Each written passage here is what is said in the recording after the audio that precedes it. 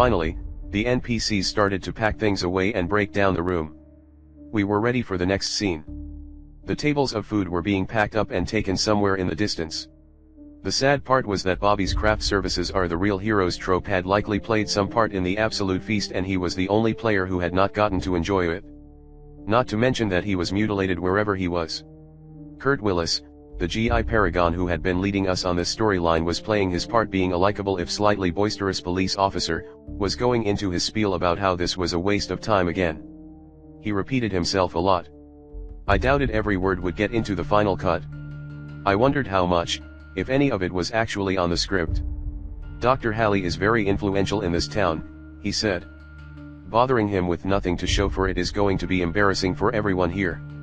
He gave us a look over. Well, embarrassing for those of us with real jobs. I doubt the movie dude or the psychic are going to fall too far in public opinion from this pageant of misfit detect.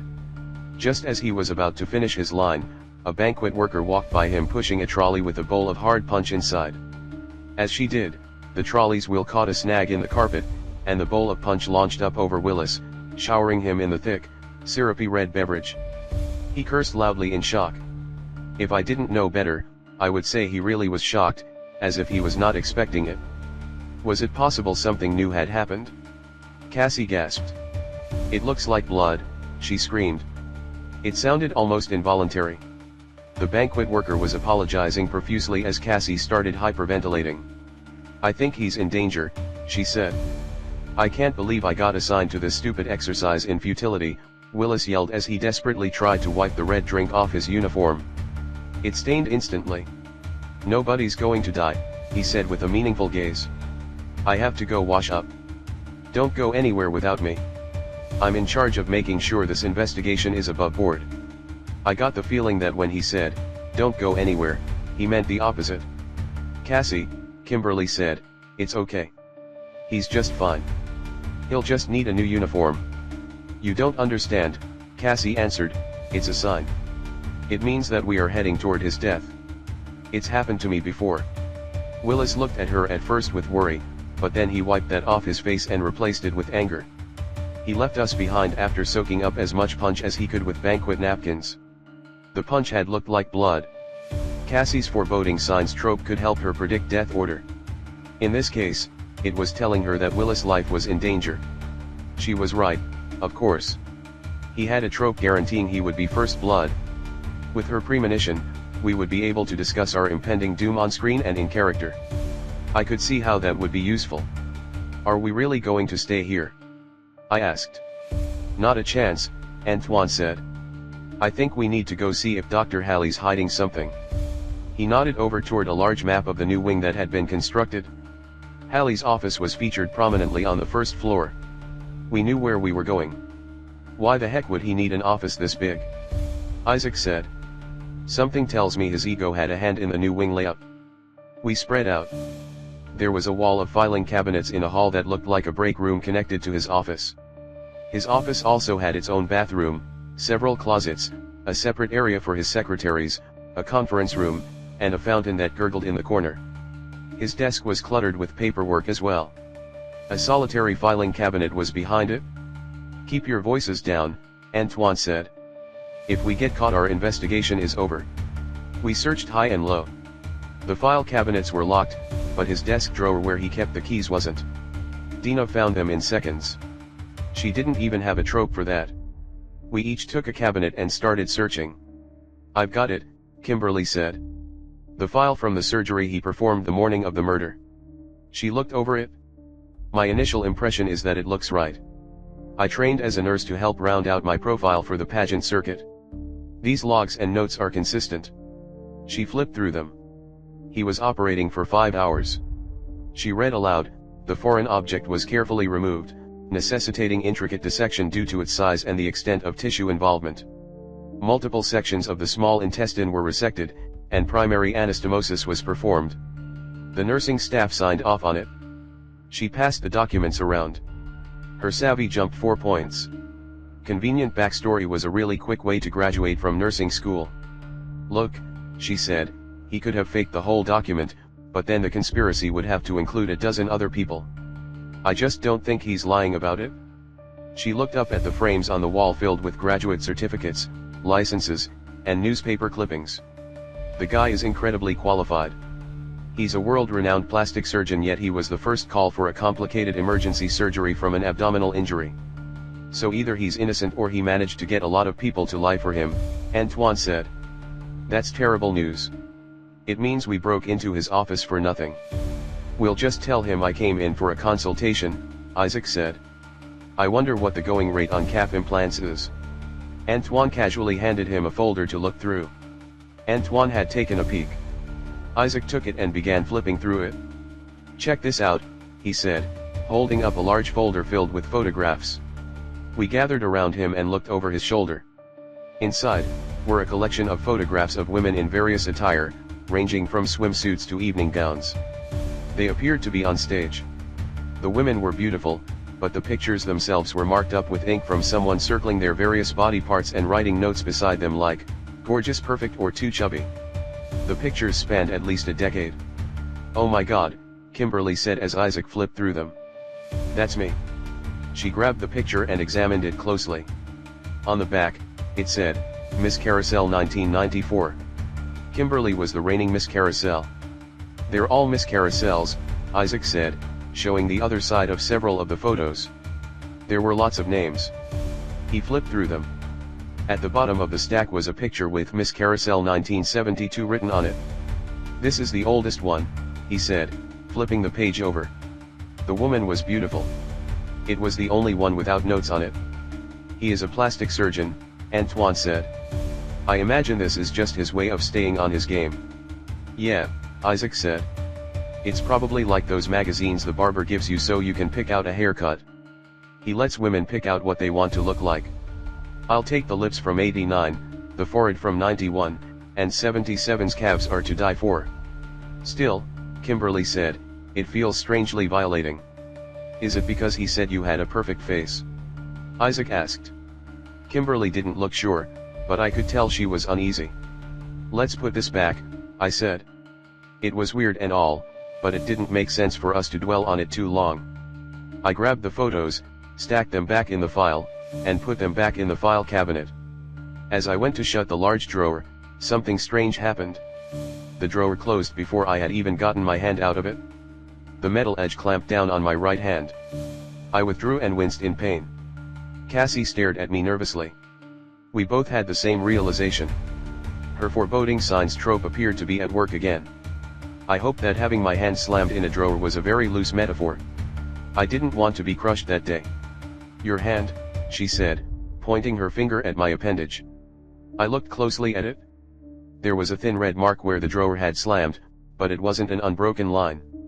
The metal edge had not been smooth. The line was broken up into little dots. The marks made me think cut along the dotted line, Doc, but I hoped I was just looking too far into it. I'll have to be more careful, I said. There you are, a deep voice boomed from across the room. What in God's name are you doing? It was Officer Willis. He was wearing a collection of odds and ends that I expected must have come from the lost and found bin. He wore a tropical shirt and shorts that were so short he was in danger of being making this film X-rated. His uniform was in a bag in his hands, but his gun belt and its various weapons were still strapped around his waist. You can't be here. You are acting on behalf of the government. This is a warrantless search. Don't you understand what that means? That you didn't see anything, and you need to take another lap around the building. Isaac said. He was still a little jumpy, but I appreciated his effort. You look great, by the way. This is serious, Willis said. I'm calling the mayor's office. This whole thing was a joke and now you're breaking the... He went silent. Someone's coming, he said. He thought for a moment. Even with his condemnation of us, it was clear he didn't want to get caught. Whether it was his character's fault or not, he was responsible for us. Damn it, he said. Hide. Now. If I get in trouble for this, I am tossing you all. So we did. Willis flipped off the light and each of us found our best hiding spots. Something appeared on the red wallpaper. Dina had used her pen pal trope to leave a note for us. Since we were all in the room with her, we didn't have to search for it like normal. The note said, "Newbies in the closet by the coffee maker." Dina didn't have the highest hustle for sneaking around, which may have been an oversight on her part, but she could sense which parts of the set were going to be off-screen thanks to outside looking in. Getting the newbies in a good hiding spot was important because they did not have good hustle stats either. In the darkness, I saw 3 figures, Dina, Cassie, and Isaac go into the closet. The rest of us didn't need to. We had hustle. Kimberly, Antoine, and I were tied in the stat at 5 points, not including Antoine's buffs from Gym Rat. Officer Willis' hustle was good too. I finally understood why Hallie's office was so large. We needed plausible places to hide. This was in the script, or at least some version of it was. That meant we were doing well, I hoped. People were coming and they were taking forever. I hid underneath a long conference table. If I was in danger of discovery, I could dart for the secretary's office. I didn't see where the others went. Normally, we might not have risked hiding under these circumstances, but with the Paragon telling us to, we had more confidence. Not to mention, we all got a buff to hustle from following his command because of his provisional command trope. We waited as whispers grew louder down the hall. Eventually, it became clear that the intruders were Dr. Hallie and, as the red wallpaper told me, Cecilia. She had not yet been introduced to us on screen, but we had taken note of her. It was hard to miss the person covered from head to toe in black fabric. All I'm saying, Cecilia whispered, is that she is interesting, isn't she? No, Hallie answered. She is not. She is a perfectly healthy young woman. I have no use for her. But wouldn't she be perfect for your studies? Cecilia, he said, I am a principled man. My studies have strict guidelines and she fits none of them. She is flawless. I heard the sound of something heavy creaking along the floor, along with the sloshing of water. The fact is, he said, I am not certain that it is wise for you to be so fixated on that methodology. The current system is making rapid improvements. They continued to speak to one another, but their voices faded and the sound of friction and sloshing water returned. I looked out from under the conference table and looked toward where I had last seen them, over at the back of the office where the water fountain still gurgled. They were gone. Once Dr. Hallie was gone, we went off screen. Willis started to clap. Things are moving right along. Been a while since I had to change my shorts in a story before, he said with a grin. Speaking of, you guys know what's next? We somberly looked around at each other and nodded. You're going to be first blood, Kimberly said. Right you are, he said. And then what happens? We had all been through this before. We know what happened next. We regroup and try to survive, continue solving the mystery without you, Antoine said. True enough. But what else happens after my apparent death? He asked.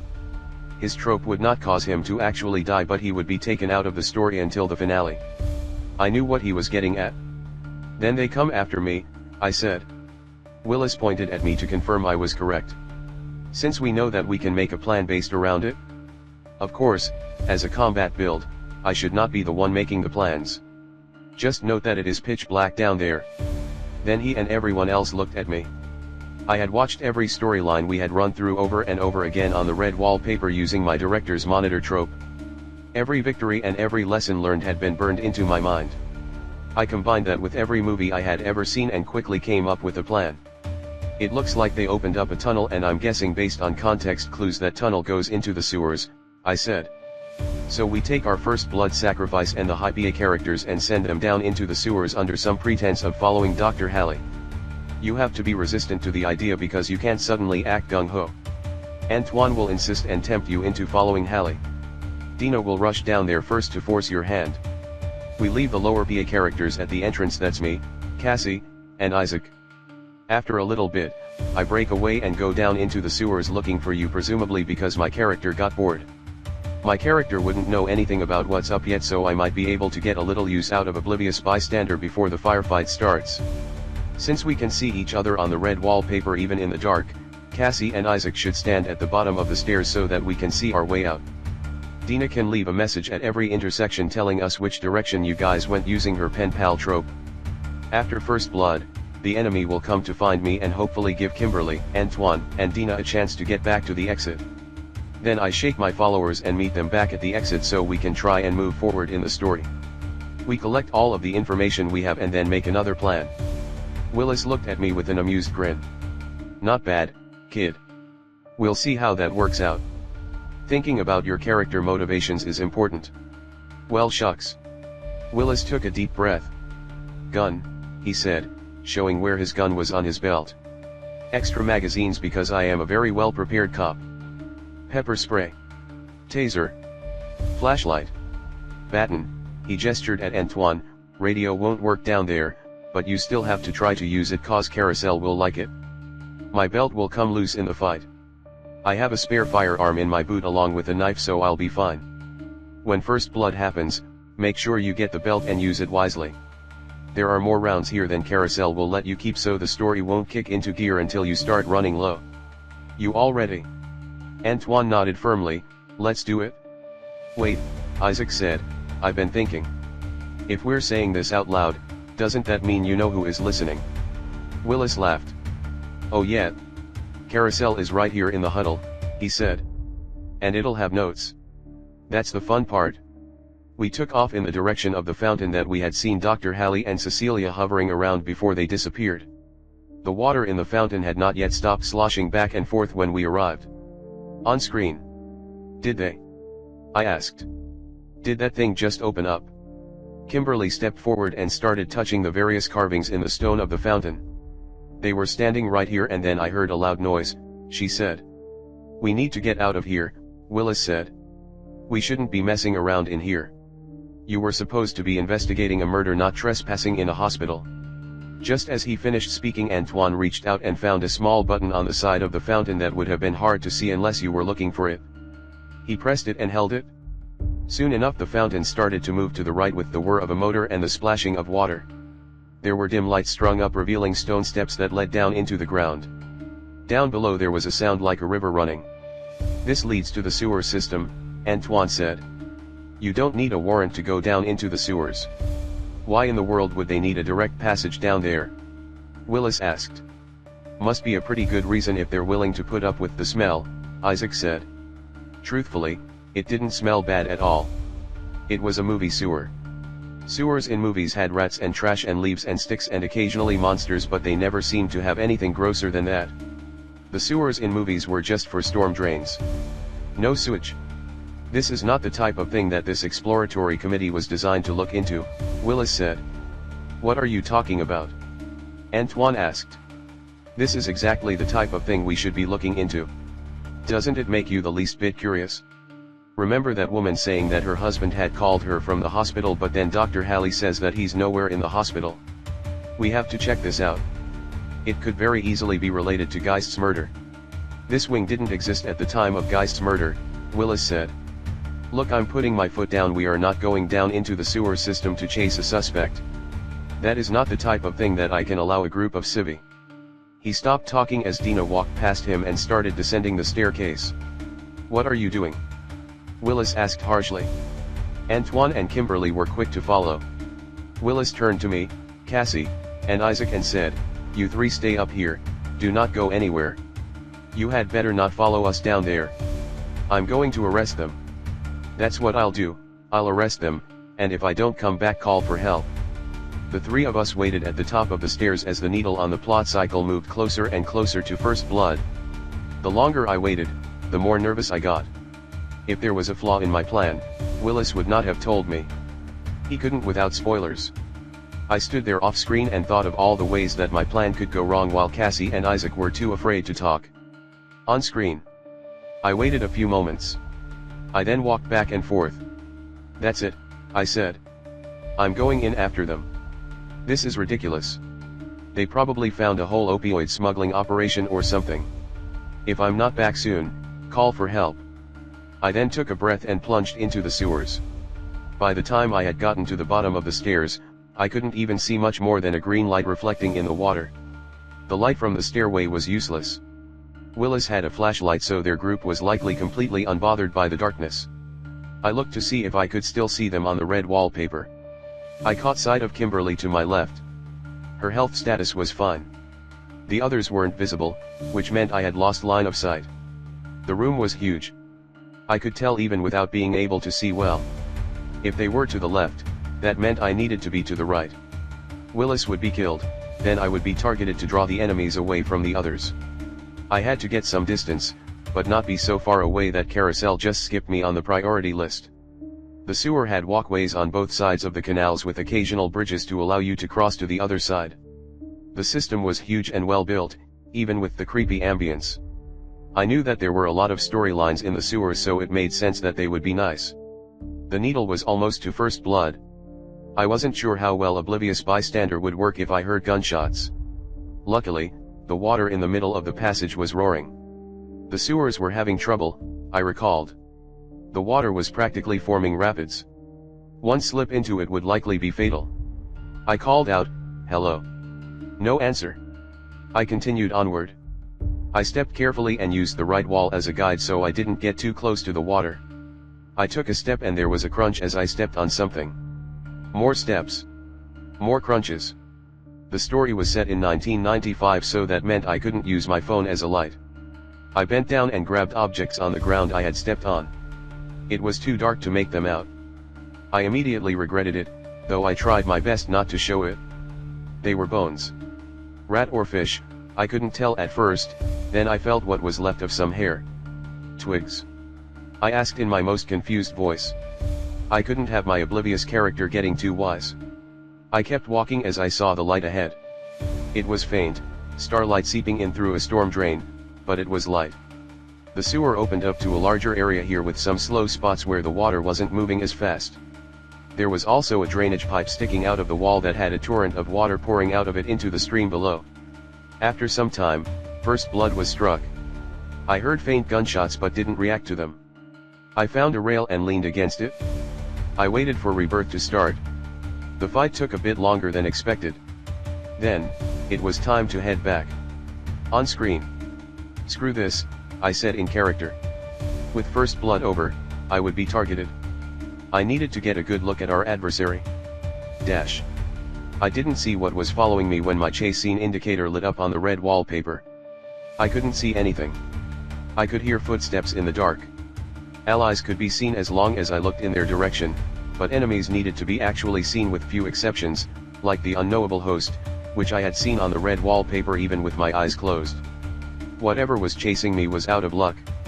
After leaving the well-lit area, I couldn't get a look at them if I wanted to. I couldn't hear anything over the river of the sewer to my right. Ironically, I was incredibly safe.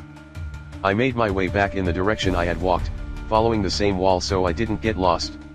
My plan had worked. As I got close, I saw Antoine, Kimberly, Cassie, and Dina on the red wallpaper in the distance. But where was Isaac? I turned my gaze as carefully as possible. Each of my team members showed up on the red wallpaper, but Isaac was gone. He should have been with them. My eyes strained against the darkness. I couldn't make out much at all. Then, I found him. Isaac Hughes, the comedian. Unconscious, mutilated, hobbled, incapacitated. But how? They should have come after me. Nothing should have targeted him unless there was a trope at play I didn't know of. Hallie had a trope for targeting those he was interested in, but if that was the case, wouldn't Cassie's foreboding signs have revealed Isaac was a target? Something was wrong. There was another status lit up. Captured. He was being carried away somewhere. They were moving fast. If I continued straight, I would find the others and get some good information. If I turned right, I could follow Isaac. I could let him die. I could. No one would blame me. Everyone dies in Carousel. Still, I didn't want him to die so soon. I didn't know if he could deal with it. What's more, this enemy had taken him captive. That meant they were likely headed to an important location. I had to act fast or else I would lose sight of him on the red wallpaper. I felt my way around until I found I could safely walk across one of those bridges over the torrent. It wasn't realistic for my character, but I was off screen and the audience wouldn't know how I had veered off path. Even if I couldn't save Isaac, I could make his sacrifice matter by following him to an important location. I wished I could send a message to the others. Maybe they would see me in pursuit when they looked in my direction on the red wallpaper. They must have been pretty rattled to not chase after him themselves. I continued on, trying to keep pace, working to stay oblivious. I carefully scanned the area ahead, making sure to keep the mental image of Isaac in my mind so that I could see which way he was being taken. A flood of self-doubt and shame moved over me as I began contemplating how my plan had failed that badly. Was it Cassie's foreboding signs trope that did it? Perhaps her vision predicted my demise, but then when oblivious bystander countered it, Carousel was robbed of its victim. Was that it? Had Carousel attacked Isaac because I had avoided my fate in a way that wasn't satisfying to the audience? It felt possible, but this was too soon. There were better ways for Carousel to send that message, ways that didn't take so much guesswork. As I stumbled blindly through the darkness, I couldn't quite put my finger on what had gone wrong. I walked faster. I needed to keep Isaac in range on the red wallpaper. "Hello? Officer Willis." I cried out. I had to keep up the appearance that I was just lost, that I had no idea what had just happened. In the darkness, the audience wouldn't know that I was wandering around with a purpose. Then, I saw something that gave me pause. Ahead of me in the darkness in the same direction that Isaac was moving in, I could see something else. There was something else on the red wallpaper that I could only get a glimpse of for a split second at a time. It was too dark for me to see with my eyes, but still, I saw some other being on the red wallpaper. That didn't make sense. I had to have a visual on enemies to read the red wallpaper most of the time. As best as I could figure, Isaac was being carried, but someone else was in front of him that I could not see clearly. I stared intently ahead as I moved through the dark tunnel. I listened, but the sound of the water was too loud to hear anything. The whole time, I was still being followed. Whatever was about to go down, I wasn't going to have many options. I powered on. Soon, I figured out what I was getting glimpses of on the red wallpaper. I knew deep inside the moment I saw it, I just didn't want to believe it. It was Bobby. It took a moment for me to get a good look. Bobby was moving ahead of Isaac. Was he a prisoner or? No. His captured status wasn't lit. I checked his other stats. He was mutilated, as Cassie had said. I had no idea what injuries he had, but I knew his infected status also was not lit. That meant he wasn't being controlled. Whatever he was doing, it was of his own volition. I hurried ahead, running through the checklist of what I had to do. I needed to get a look at whatever enemies we were dealing with. I needed to somehow resolve Cassie's vision of my demise. I had to figure it all out. There was light up ahead. On screen. I exited the dark corridor I had followed them down and found myself in a larger room where many tunnels converged, their overflowing streams all met and fell down a deep shaft. Right there, in the middle of it all, was what I assumed to be a water treatment station that had been abandoned some time ago, looking beaten up and taken over by nature. The walls were crumbling and covered in moss, and the pipes were rusty and twisted everywhere. The windows, however, were clean. The walkways were swept clear. Isaac, Bobby, and whoever had been carrying Isaac were already in the building somewhere before I got a good look. Was Bobby helping the enemies? The lights on inside allowed me to see that there was a bunch of weird lab equipment with bubbling vials and beeping machines.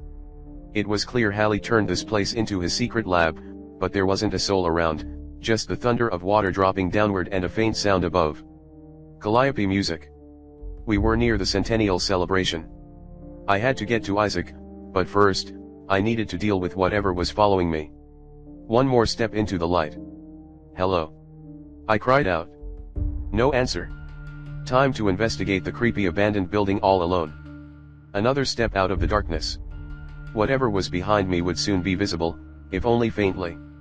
My character would be none the wiser about what was about to happen. I tried to convey my nervousness, the fear of a man who wandered too far into the dark. I turned around. A figure moved out of the shadows behind me, seemingly gliding over the concrete walkway. I hadn't been able to hear him before. He wasn't walking, he was scooting along behind me. He was a small man, or at least he had once been. His skin was pale and moist. His mouth was wide, his black hair greasy. His arms were longer than they should have been. He lay atop a small wooden platform, just a few planks of wood nailed together with some shopping cart wheels bolted underneath. A blanket was his only cushion from the rotten wood. He couldn't walk because his legs were a deformed mess, but the look in his eye told me he was angry at my presence. Angry I was there, angry I could see him. His legs were long and thin, their deformity so gangly. I hadn't heard his movement because the wheels on the concrete blended so well with the rushing water. He pushed himself toward me on his little cart. He was much faster than he looked like he could be. Malformed hybrid, G. McBride. Plot armor, 15.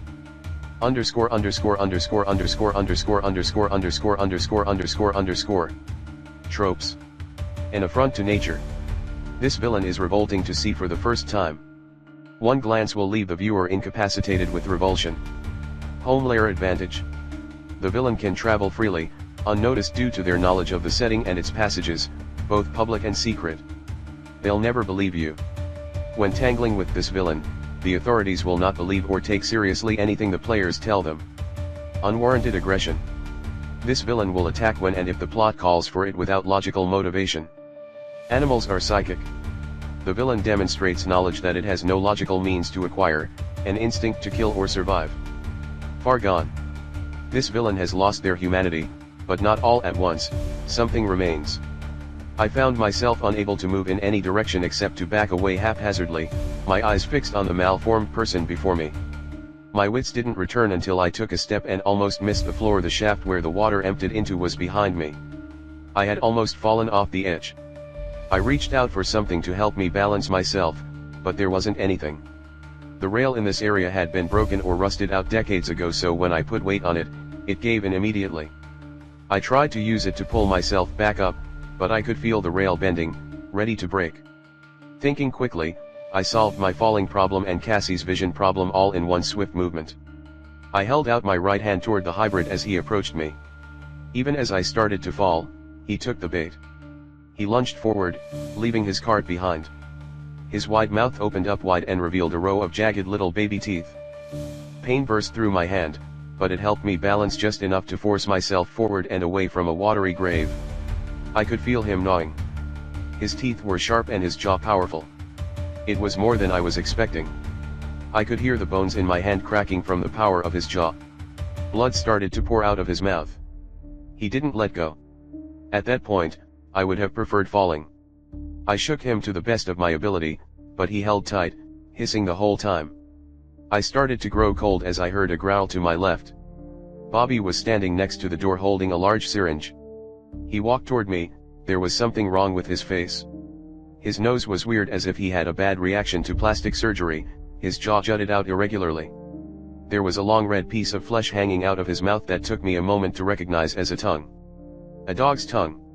He limped toward me, his right leg stiff and injured. He stuck the needle into my neck. "Why?"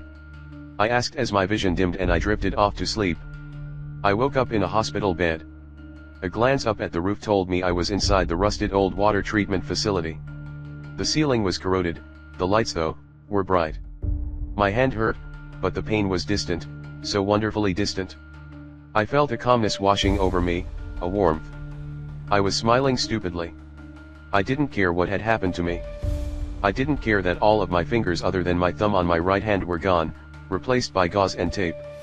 Everything was good for the first time in a very long time. Since before Carousel.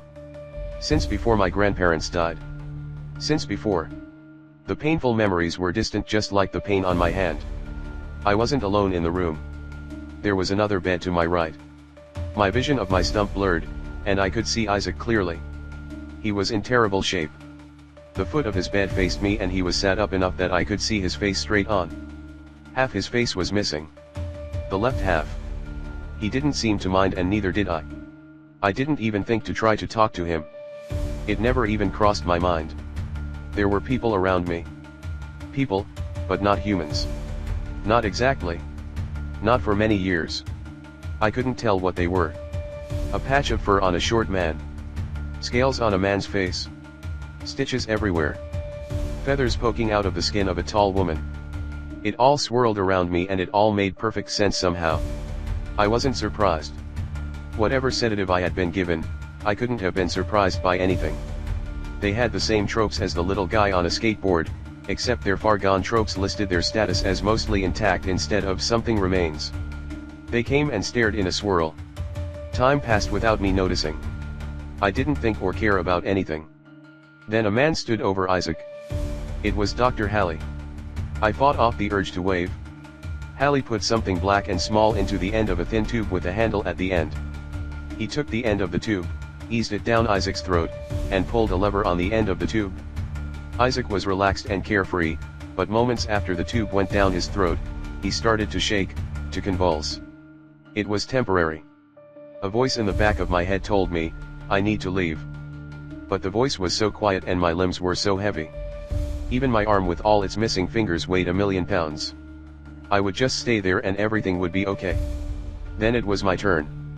Only then did I realize I was on screen. The realization that I was being watched shot a burst of anxiety through me that was stronger than the sedative, if only for a moment. I was being watched. That meant something bad was about to happen. I had to pull myself together. Before I could make myself do anything, the wave of peace took back over. No more worry or anxiety. Thank goodness. Hallie brought his apparatus over to me. Looks like the sedative is wearing off, he said. Someone behind me moved. Maybe they spoke, I couldn't tell. No more, Hallie said. That won't be necessary. I want to speak with this one. He looked at me intently. Then he reached into the pocket of his white doctor's coat and retrieved a device shaped like a gun, but instead of a barrel, it had a short needle. At the bottom of the handle was a small vial of yellow liquid. He pressed the needle into my arm, pulled the trigger, and suddenly, everything good faded away. The sedative leached out of my system so fast it was like waking up. I hated it. I missed the feeling immediately. Then the pain in my hand returned. What are you doing? I asked in a panic. Hallie didn't answer at first. He rolled his tray of tools over to me neatly and methodically, making sure that each of them was just so. What's going on? I screamed. The digits of your right hand have undergone traumatic amputation, involving the complete loss of the distal, middle, and proximal phalanges, he said. His charm from before was all gone. There was only the doctor left. There's substantial associated soft tissue trauma, and the exposure of the metacarpal heads is evident. My immediate focus is on controlling hemorrhage, preventing infection, and assessing the viability of the remaining tissue for certain radical reconstructive options. The coldness of his delivery and the matter-of-fact manner of his speaking sent a shiver up my spine. Why am I not in the hospital? I asked, trying to drag out the conversation. These radical reconstructive options are not yet approved by the short-sighted medical community that governs Hallowed Heart, but they do show much promise, he said. What I learn from you may go on to perfect the procedures and help others regain mobility, normalcy, and perhaps even beauty. Experimentation? I asked. Radical discovery requires radical experimentation, he said, taking a deep breath. You are in luck. I have developed the zenith of this line of medical science, the breakthrough that I believe signals the end of my search. I am almost there, and you will help me cross the sanative finish line. Thank you. Now, if you struggle, I will use the bolus gun. He grabbed the tube with a lever that he had fed down Isaac's throat, an object I had only seen before being used to give medicine to cattle. No, I said faintly. Good, Hallie said. Bobby, he held out his gloved hand. Bobby, who was the person behind my bed, reached over and plopped a small wiggling black object into the doctor's hand. Wait, I said. In a panic, I almost cried out Bobby's name. Dr. Hallie ignored me. This should go without saying, Hallie said. But if you chew, I will be most displeased. He lowered the object in his hands toward me. Only then did I get a good look at what the object was, slimy and wriggling. Oozing a green liquid, the object smelled horrible. It was a tadpole. You may need that gadget after all because there is no way in hell I'm swallowing that thing, I said, staring at the wiggling tadpole. Dr. Hallie was none too pleased. He didn't grab for the bolus gun. Instead, he grabbed a tool from the table that a demented dentist might use to hold my jaw apart. It was only at that moment that I realized I was restrained. Whatever sedative he had used before had dulled my perception and made it so I didn't even try to escape. I struggled against my restraints, but there was nothing I could do. Hallie held the tadpole out toward my lips. I butted my head against it, causing the wiggling creature to fall to the floor. The needle on the plot cycle was standing still. That meant one thing. Carousel wanted me to swallow the creature. It needed the shot, the disgust, the revulsion. It didn't take any acting skills for me to supply that. The tadpole was gross.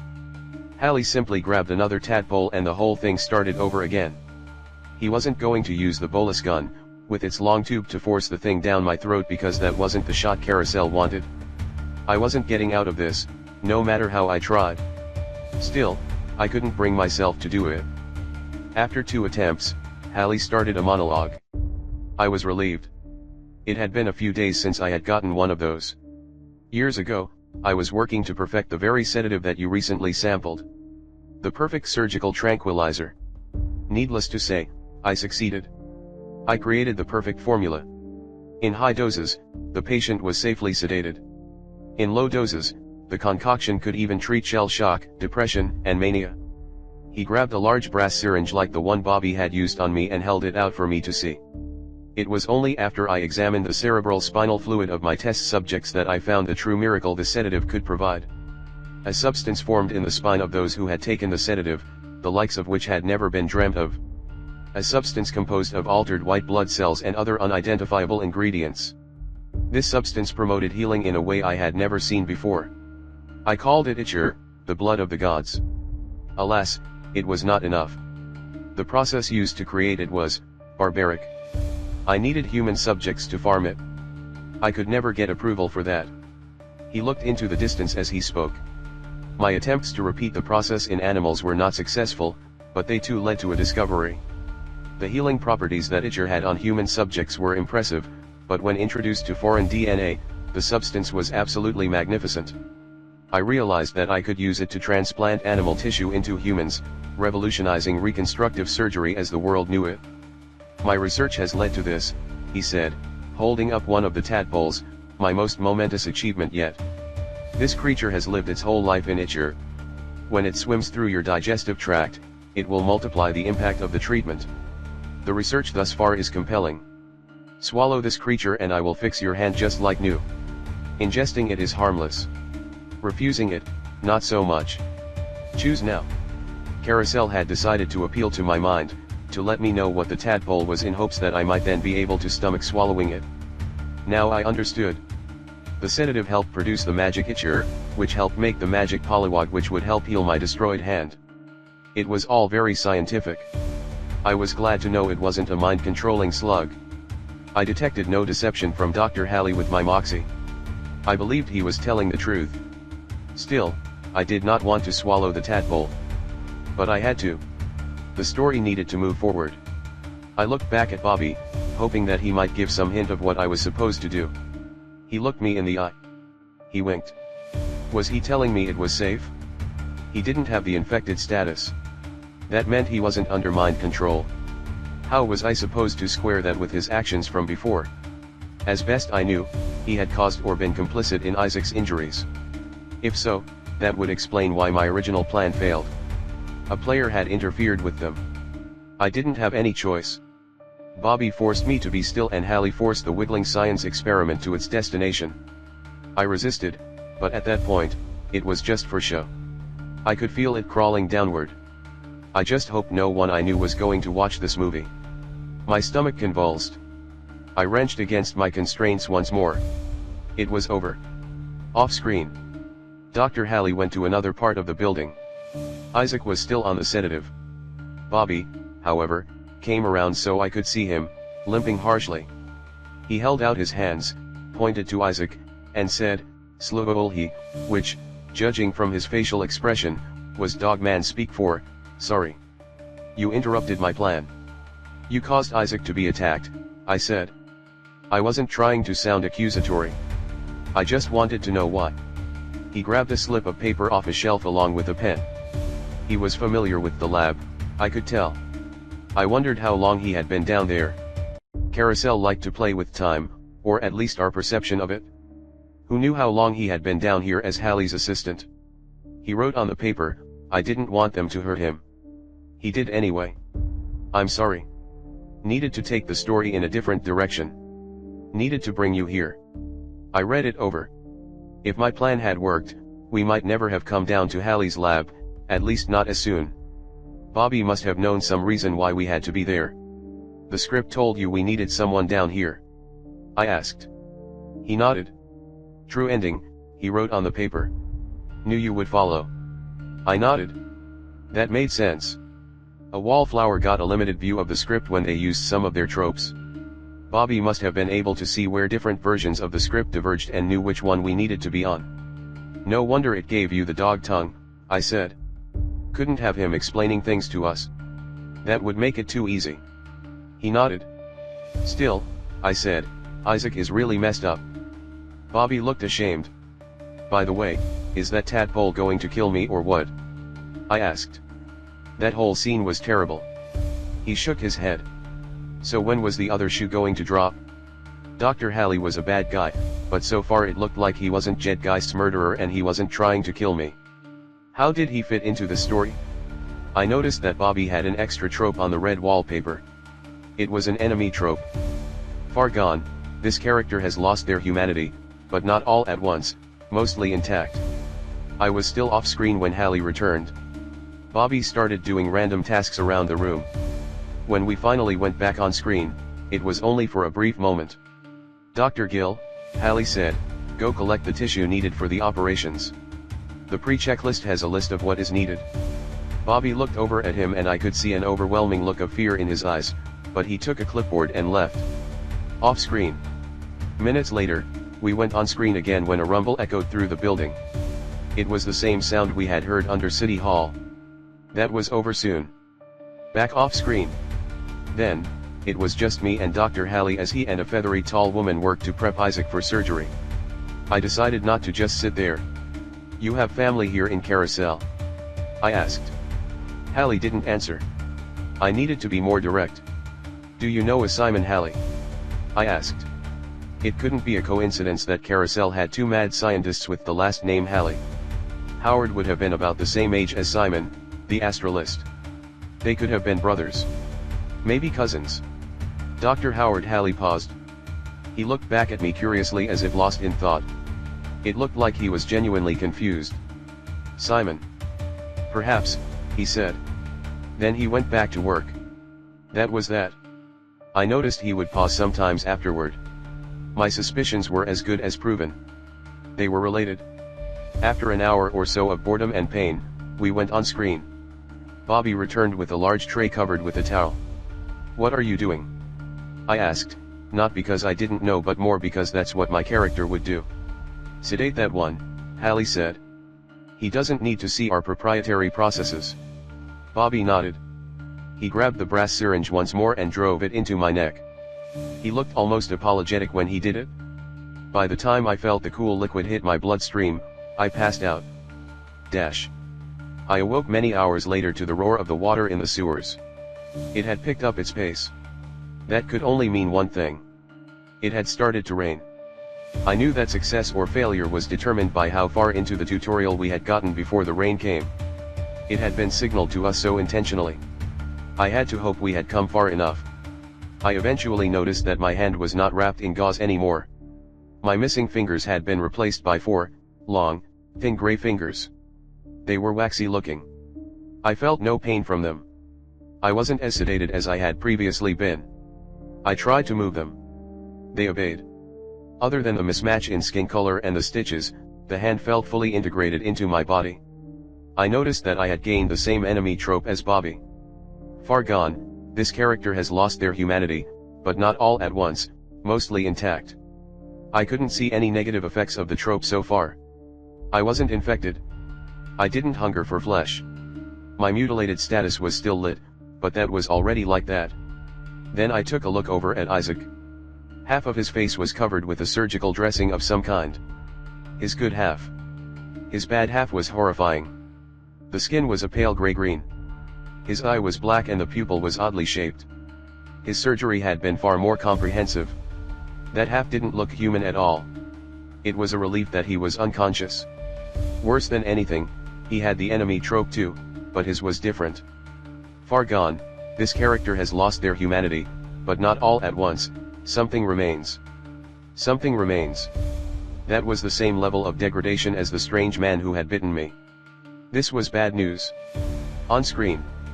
The sedative still had some hold over me, but not enough to make me forget how bad of shape I was in. The needle on the plot cycle was past rebirth and was making its way to second blood. I needed to find a way to get out of the lab, rescue Isaac, and meet up with the others. Dr. Halley reappeared. He didn't look me in the eye once. He focused on my hand. Do you have sensation in your hand? He asked. I tried to speak. My tongue was asleep and hard to control because of the sedative.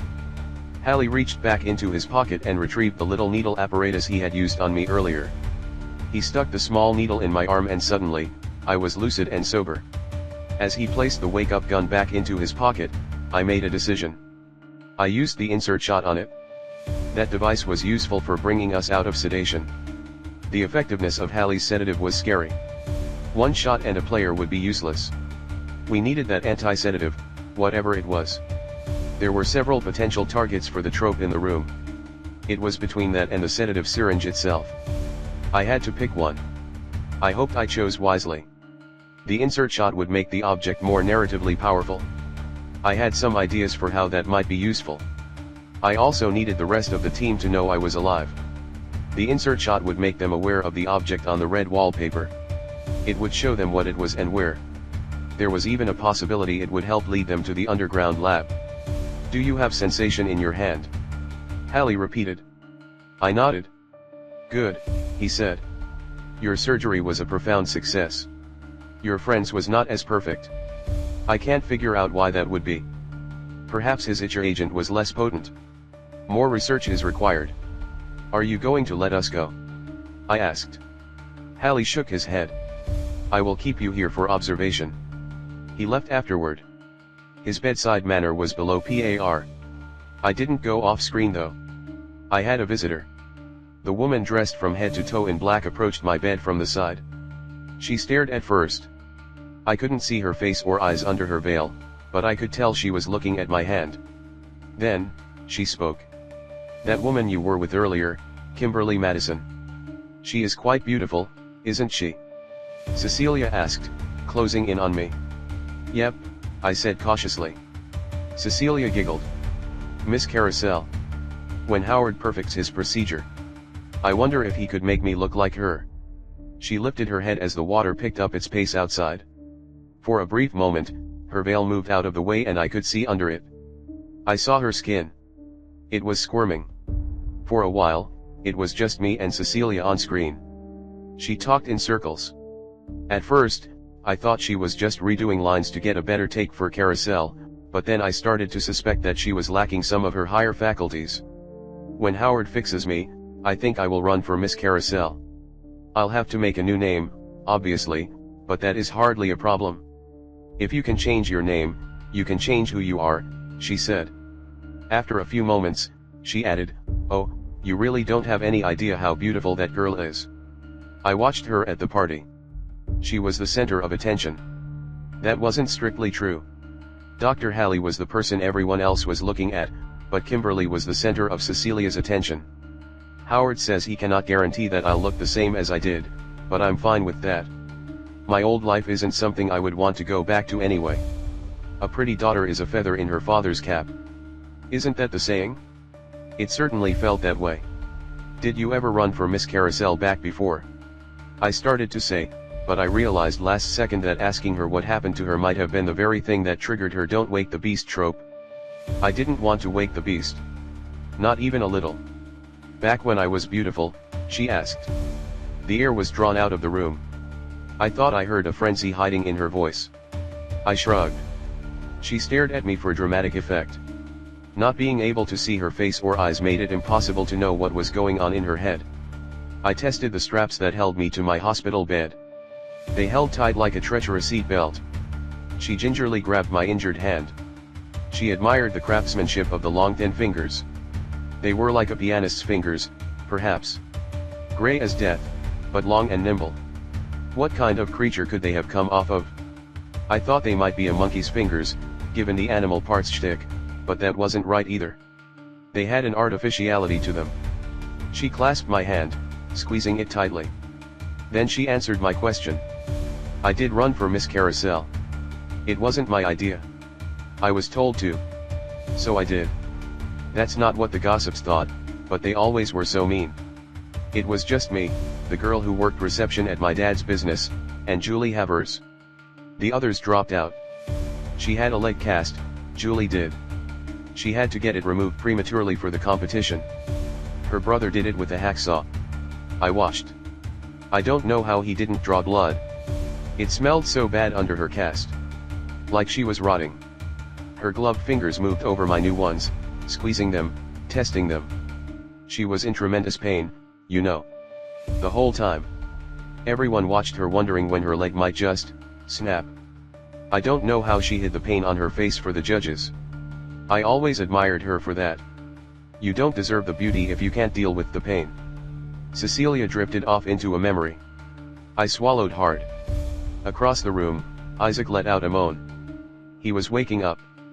I dreaded what might happen when he sobered up enough to understand his situation. It looks like he almost has the process figured out, I said, trying to be positive. Cecilia looked back to Isaac. No. Not quite. He still can't figure out the molding process. I've heard nothing but promises for over a decade.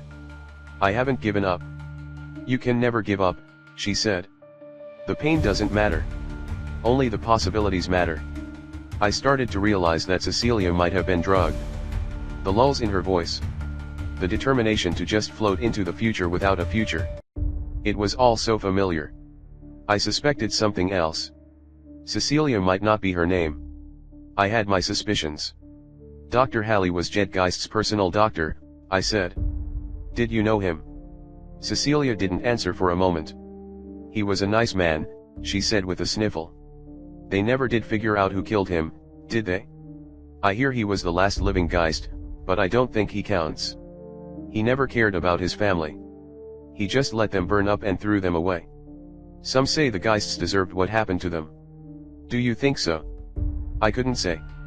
We hadn't been told what they even did yet. Most people don't deserve what happens to them, I said. She paused again. I could feel her eyes on me even though I could not see them. Some do, she said coldly. It was the last thing she said in the scene. How did Cecilia fit into all of this? There was one person at the center of everything. One person connected Halley's experiments to Jedgeist's death. That was the point, after all. Figuring out who killed Jedgeist and why. But then Bobby did say there were multiple directions the script could go. I had ideas, but how did I test them without triggering her trope? I would have to wait until I wasn't tied down. I would need a weapon and an escape route before I poked that bear. Isaac started moaning louder, crying. Cecilia bolted the moment he started as if his anguish was torture for her. He continued crying, then screaming in horror. He was pushing against his restraints, desperate to get out. Isaac, I yelled. Isaac. Listen to me. He looked at me with his new eye. The uninjured half of his face was still covered. His pupil was wide and with points on either end. The green tint around it was too large. It was clear he had only just noticed me when I spoke to him. Isaac, I said. You're going to be okay. Just tell a joke. It'll make you feel better, I said, referencing his mental health trope, gallows humor, that soothed him when he made a morbid joke. He was panicking. The drugs were clearing up. The sedative was a made-up movie drug that didn't play by logical rules. He shouldn't have been coming out of it that fast. Wait, I said, I got one. If my plan didn't work, I was going to feel like a real jerk. Look at this, I said, wiggling my new elongated digits. I can count to 12.5 on my fingers now. I hoped he would catch on to what I was telling him. Carousel would probably cut that joke. It looked like he was about to say something. I can take a group photo all by myself now, he mumbled. That was a joke. I couldn't tell if it was working. That's good, I said. You got another. He was staring across the room at the window, which was so clean and polished he could see his reflection in it. I had wondered why the windows of this old decrepit building had been the only thing clean. This was part of the plan. Don't look at yourself, I said. Just close your eyes. Tell me another joke. He did as I said. I wonder if I can get mirrors for half price now, he said. He continued mumbling on, trying to keep his mind off his condition. No, the half-off joke should be about Halloween costumes. Now I know which side is my good side. His incapacitated status, which had been fully lit, was now blinking. His trope was working. The jokes were calming him down, even the bad ones. As he calmed down, we went off screen. I noticed that the hybrid goons that had hanging around had all left the lab. Bobby was gone. So were Cecilia and Dr. Halley. We marched toward Second Blood. It was soon and I was no closer to getting out of the bed. I started contemplating all of the different escape methods I might employ. Scooting the bed to find a scalpel, turning the whole bed over, simply wiggling until I squirmed free, etc., but none of them would work. My escape artist trope would have gone off if they were plausible. What was I supposed to do? Luckily, my answer came only minutes later. Someone kicked in the door to the lab. It was the same door I had seen when I arrived at the abandoned building. I soon heard feet shuffling inward. On screen. I told you I could have picked it, Dina said. As cool as that would have been, you were taking too long, Antoine said. They had made it? Over here. I shouted. In the excitement of their arrival, Isaac screamed, "Don't look at me." The method that had soothed him before stopped working. "Isaac," Cassie said. "Isaac. Oh my God." She ran across the room. The others were right behind her, avoiding the equipment that was stacked around the place. "Cut me out," I screamed. Antoine had been distracted by Isaac's new face. He moved into action, grabbing a scalpel and cutting through my restraints like it was nothing. I noticed that he was wearing Willis belt now, complete with weapons and radio. I knew it was in vain, but I asked anyway, "Did you contact the cops?" "They won't listen to us." "Thought it was a prank because of the Centennials." "Can you believe that?" Antoine said. I could believe it. That was the result of one of the enemy tropes in play. We had to try because that was what our characters would do, but of course, it wouldn't work. Isaac was on the verge of screaming as Antoine went to cut his restraints. "Wait," I said. I rushed to the cabinet where Bobby had gotten the brass syringe and sedative. "Kimberly, do you know how to use this?" I asked, handing her a clean syringe and a bottle of the magic drug. She nodded. She took them from me and started reading the bottle. "That is so weird," she said under her breath. She had used her convenient backstory to establish herself as a nurse.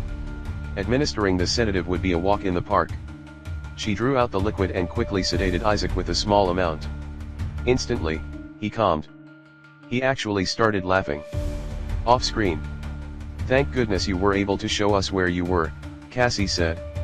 I could see he was hurt, but I didn't even see him get taken. It was so dark. Kimberly put her arm around Cassie. Antoine looked at me curiously. "Why did it attack him first? What happened with your plan?" I knew what had happened. Bobby had ordered the attack. My plan to draw the bad guys away was working. I couldn't tell them that. At least not until the storyline was over. Maybe he got debuffed so his PA was lower than mine. Then the injury lowered it permanently, I said. "Let's talk about that later. Insert shot told you to come here." I wasn't sure what insert shot, the trope I used to notify my allies of Dr. Halley's desedation gun, would look like to them. Got a notice on the red wallpaper that said, "Anti-serum applicator. Dr. Howard Halley's pocket at the abandoned Carousel water treatment facility," Antoine explained. Cassie pretended she got the info from a psychic vision. "We went to City Hall and looked up the location on a big map Dina stole from them." I nodded. I figured it would be like that. Psychics were really useful. Having a narrative excuse to act on information obtained from allies tropes was a huge win. To think, I could have been doing that the whole time with my background trope. After a few moments to surveil the place and wait for Isaac to level out, we went on screen. "We need to get out of here," I said. "Halley is using a magic liquid called Itcher to fuse animal parts to humans. That's what he did to us." I wiggled my long fingers. Kimberly jumped back in shock. "Most people use their fingers to count to 10, Isaac said. "He can use his to multiply." The others chuckled, probably more at Isaac's odd demeanor than the joke itself. It was basically my joke too, which I tried not to feel bitter about. Antoine went to cut Isaac out of his bed. "What kind of animal has skin like that?" he asked, looking closely at Isaac's face. Just as he asked the question, the building started to shake. It wasn't the raging water from the sewers, though that was growing louder and louder, it was coming from deep inside the building. "We need to get out of here," I said, looking over in the direction that Bobby and Dr. Halley had run off to. "Is that sound of the sewer breaking?" Kimberly asked. "The water did speed up a lot," Dina said. "That could be it." "No," I said. "It's something else. Whatever made that sound was nearby." I didn't know what it was, but I feared we would soon find out. Everyone grab a scalpel, Antoine suggested. He dumped the contents of a drawer that had been filled with the little metal surgical implements wrapped in protective wax paper onto a cold metal table. I have a feeling we're going to need something sharp soon. A cackle came from behind him. We'll take our tiny knives and you take your gun. We'll see who's best, Isaac said with a giggle. The sedative had washed away his panic. He sat and pressed a finger into the new side of his face, then he ran it up, tracing his stitches upward. After everyone had grabbed one, we all looked at each other silently. A fight was coming.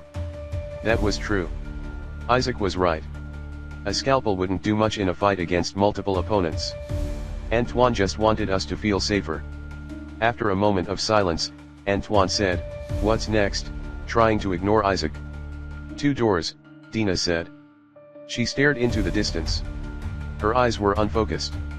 I knew that look. She was reading the red wallpaper. One seems to go further into the building. The other leads outside.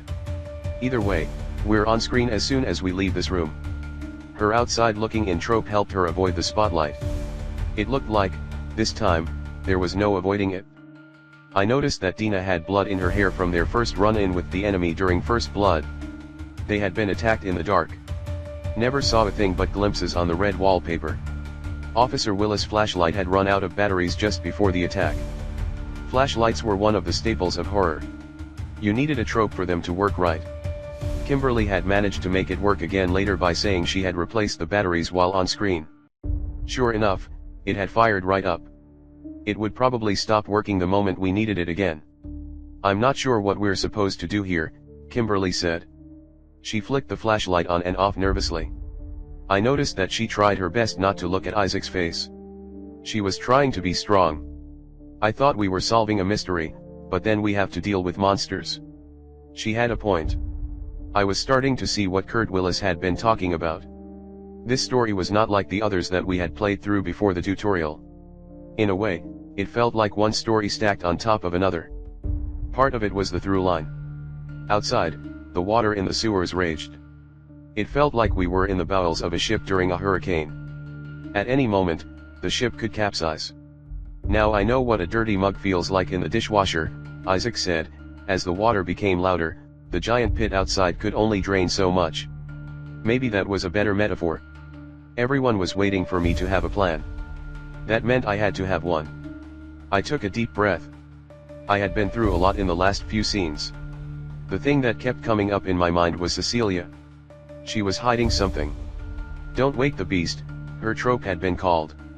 I had a strong conviction that waking the beast was exactly what we were supposed to do. She had said that some people deserved death and she was talking about Jetgeist. It couldn't be a coincidence. She was our next move. But I needed them to make that decision with me. "We could get out of here and regroup on the surface," I said. According to Location Scout, part of this story takes place in Town Square. I paused to let them mull over the idea of escape. At least that's one idea. Leave the rapidly flooding sewer system? Glad we have a high-savvy player to figure that one out, Isaac said dreamily. His eyes were closed as he lay back on his hospital bed. He made a very chill Frankenstein's monster. The water rushed louder. The earth beneath our feet shook gently, but we all felt it. "You said it's one idea," Antoine said, ignoring Isaac again. He kept a hand on his holster, ever ready to protect us. "What's the other idea?" "The woman called Cecilia on the red wallpaper knows something about Jetgeist she wasn't saying," I said. "We could go find her." "Cecilia?" Kimberly asked. Her voice cracked. Her hair was up in a wet ponytail. With every breath, she looked on the verge of tears, but she was being brave. "What was her deal?" I took a deep breath. "I don't think her name is Cecilia for one. I had a conversation with her where she shot up half a dozen red flags. The thing is, she's sedated with the same drug as Isaac." "Lucky her," Isaac said with a smile. He still kept his eyes closed. "High five." He didn't even raise his hand. I continued. "Part of the reason I used the insert shot on that little wake-up gun Hallie has is because of how zonked she acted, and that was before I had a one-on-one with her. Now I'm certain. The fact that she had a trope called Don't Wake the Beast was also strong evidence for me. I had seen the trope before, but this time it felt a little on the nose. More than that, I felt the pieces just fit together. Even if we didn't have all of them. Antoine took a deep breath and nodded his head. So we use this antiserum applicator to get her sobered up. Then she spills her secrets. There's one problem. How are we going to justify going further into the building instead of leaving? I mean, this place is a bunker of pure concrete dug into the ground. There might not be other exits. He gestured around at the concrete walls and floor. Honestly, I thought we were pushing it when we came down into the pitch-black tunnels to begin with. Our characters have a death wish. He had a point. Bobby is hurt, Cassie said, looking at me. She hadn't been holding back tears. Her dark mascara was running and her breaths were irregular. Not just mutilated and hobbled. He keeps getting incapacitated. Can we say we're trying to save him? His wife was looking for him. You saw his missing poster and his face. Maybe we're just good people. Can't that be enough? That might have worked if I had time to establish a connection with Bobby's character on screen. Unfortunately, I was either sedated or conversing with Hallie most of the time we were together. That's probably the closest justification we have, but it's still a stretch, I said. Especially since he appears to have joined the bad guys and our characters know that. Oh, Cassie said, looking dejected. An idea lit up her eyes. I could have a vision saying we have to go that way. That was a good idea. No matter what we do, I said. It will be the wrong decision, Antoine finished my sentence. I had used that phrase a lot. Do we want to regret trying to escape or do we want to regret trying to solve this thing? I don't know about you all, but I'm aiming for second place. We all knew the answer. Mere survival was not a victory. We needed to understand what had happened to Jetgeist. That meant we were going with option B. Here's what I know about the murder, I said. Most of the clues aren't real clues that a detective would use. I see all of the narrative signs pointing to one person. As crazy as it might sound. I told them everything that Cecilia had told me and why I thought she knew more than she was letting on. How sure are you that we can get her to talk? Antoine asked. Don't wake the beast sounds like a pretty clear warning. A soft 70%, I said. He bit his lip. That'll have to be good enough, Antoine said. What else are we doing today? I was hoping to buy a mask, Isaac said. Surely Carousel has a mask store. I'm for something Phantom of the Opera, but anything that covers this thing up would work. We all rolled our eyes at the same time. Something we haven't talked about is what to do with him, Kimberly said. She was right. Isaac was going to slow us down big time. Going into a potential fight with him could spell disaster. Even escaping with him would be difficult. He was able to walk, but he had no sense of urgency. I must have gotten the dosage wrong, Kimberly continued. The writing wasn't in English. Carousel likely had a hand in that. It couldn't let us make things too easy. The time for talk was over. I laid out the plan and it was time to go. I hadn't told them what Bobby had told me about the scripts diverging. If I had mentioned that, they might have figured out he had been the one to cause Isaac to be attacked. I hadn't told them that this was the strongest foundation for my suspicion that if we fled, we would not get the ending we needed. I just had to hope that he had been right. Let's do it, Antoine said. He took a step out the door toward the tunnel system we had arrived from. Instantly, we were on screen. No. Cassie screamed. We can't. She buckled to her knees and started hyperventilating. It almost sounded like she was drowning. She had a flair for the dramatic. What's wrong? Antoine said. We can't go that way, she said between strained breaths. The waters are rising. We'll get trapped before we can escape. We'll drown. We have to go further underground. Our lives depend on it, finding the answers depends on it. We have to go further. Please. Cassie wasn't a bad actress at all. Her terrified expression was genuine. This was pure improvisation. Hopefully, Carousel would be okay with it. Damn it to hell, Antoine said skeptically. Do you want to run into more of those things? You weren't there when they attacked before. I can't let us go through that again. I can't. He looked up at Kimberly. There has to be another way. Cassie didn't respond. She just looked up at him with tears rolling down her face and mouthed the words, please. She led us down here somehow, Dina said. She knew what the building was called. Maybe we should listen to her. Antoine didn't respond. He just looked at Kimberly. When Kimberly nodded, he stepped back from the door. This is crazy, he said. What do you think of this? He asked, looking at me. I think that woman in black knows more than she's letting on, I said. Besides, you can fight monsters, but if we get trapped in a flood, we're helpless. Antoine nodded. Better get ready for a fight, he said. We all made a show of brandishing our scalpels. Kimberly held onto the sedative and the brass syringe. That would be an effective weapon. Antoine walked over to the large door leading deeper into the building. He pushed it open and we piled through it. Kimberly and Cassie helped guide Isaac. Weirdest pub crawl I've ever gone on, he said with a giggle as they practically carried him along. We were on our way. The needle on the plot cycle marched forward with every step. The rumbling sound from earlier pounded again. We were getting closer to it, whatever it was. An alarm started to sound as if it were waiting for us. Red lights and a blaring horn filled the hallway. There's been a breach of the posterior wall. The foundation is compromised, Hallie's voice rang out over an intercom. Divert all incoming water toward the base specimens. We have no further use for them.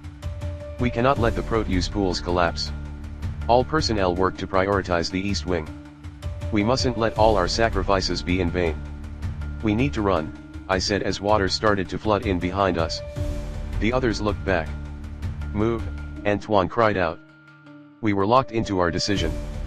No going back. The intercom came on again a few minutes later. Hallie's voice was hurried and panicked. The damage is too severe. Open the retaining doors and release the specimens from the Proteus pools. If they remain there, they will be crushed by debris.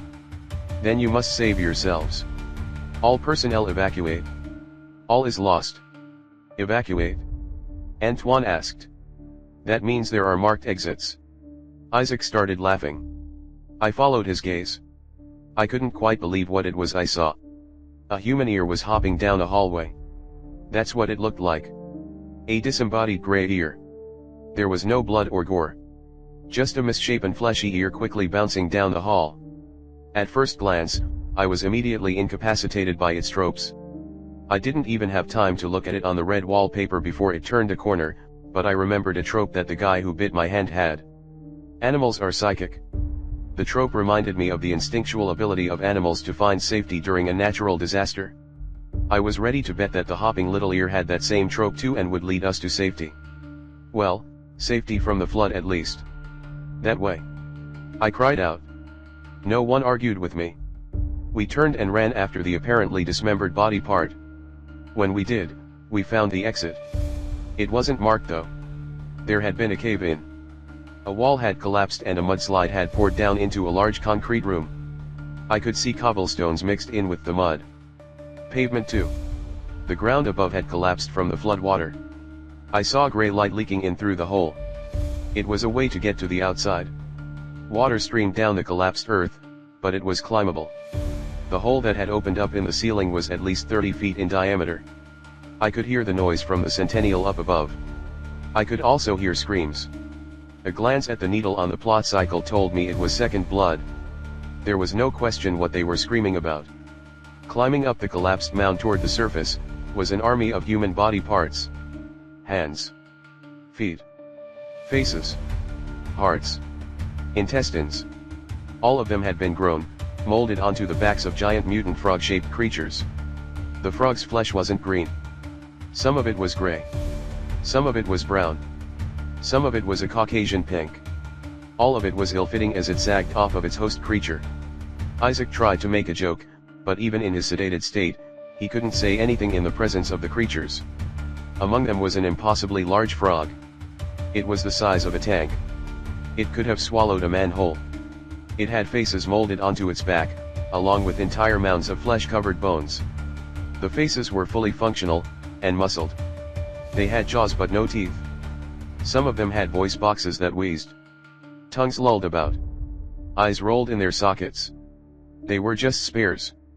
They had to just be spares, grown in the lab. They couldn't be real people attached to the back of the monster. Skin frog. Plot armor, 25. underscore underscore underscore underscore underscore underscore underscore underscore underscore underscore. Tropes. An affront to nature. This creature is revolting to see for the first time. One glance will leave the viewer incapacitated with revulsion. Unwarranted aggression. This creature will attack when and if the plot calls for it without logical motivation. They'll never believe you. When tangling with this creature, the authorities will not believe or take seriously anything the players tell them. Animals are psychic. The creature demonstrates knowledge that it has no logical means to acquire, an instinct to kill or survive. Uncharted anatomy. This creature has a unique anatomical design that makes killing them difficult and unpredictable without further study. Thoroughly dispersed. This creature's group can instantly occupy the entirety of a set area, making it appear omnipresent and unpredictable to characters. Frenzy to the finish.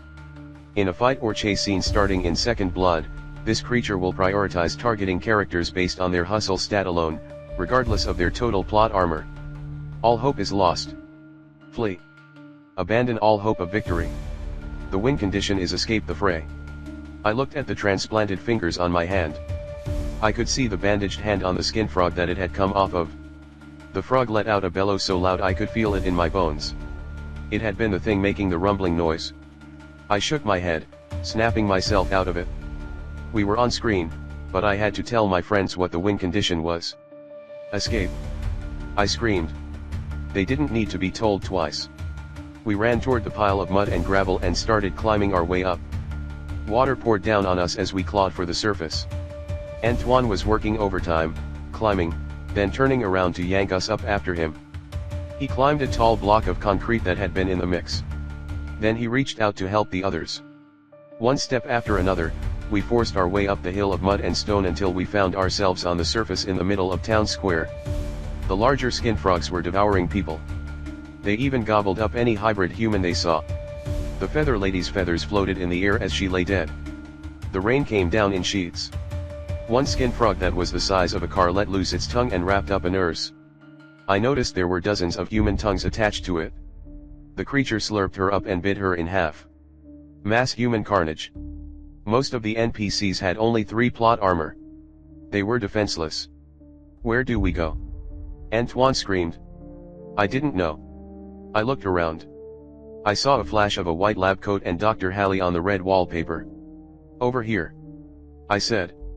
Does this count as cannibalism? Isaac asked, watching a man getting gnawed on by a frog that had multiple sets of human teeth in its jaw. We ignored him. I could now also see Cecilia and Bobby on the red wallpaper in the crowd. We chased after them. The frog with human teeth jumped after us, but Antoine was ready with his sidearm. One shot in the head. Nothing. The creature was hurt, but its injury almost energized it. It leaped at Cassie as she helped Isaac along, but before it could bite her, Isaac managed to twist her forward, taking her out of the frog's path and putting himself in the way. His brotherly instinct had cut through the mind-numbing effects of the sedative, if only just for a moment. He technically broke character, if only for a moment. I had felt the effects of the drug. I knew how it felt. The real Isaac was in there and managed to exert his will when the moment called for it. Isaac laughed as he realized what he had done. The frog sank its rows of teeth into him. Its mouth was so large that it managed to bite his whole torso. Antoine took another shot. Then another. Kimberly was readying the syringe to try and put the frog to sleep, but the frog let go of Isaac, who was now bleeding from dozens of little bite marks. He didn't appear bothered by them at all. Between the sedative and his blood-loss delirium trope, Isaac wasn't going to be bothered by anything. Both the fight scene and chase scene statuses were lit up, so the person with the lowest hustle would fall victim. Dozens, hundreds of NPCs were getting killed as the fleshy, misshapen monsters leaped around. Everywhere we turned, there were more and more body parts. Many were attached to the donor frogs that lugged them around. Others were ripped off of actual humans. The further we went, the fewer living NPCs we saw. The place was strewn with their body parts. Fewer NPCs meant that soon, the frogs would only have one target left. Us.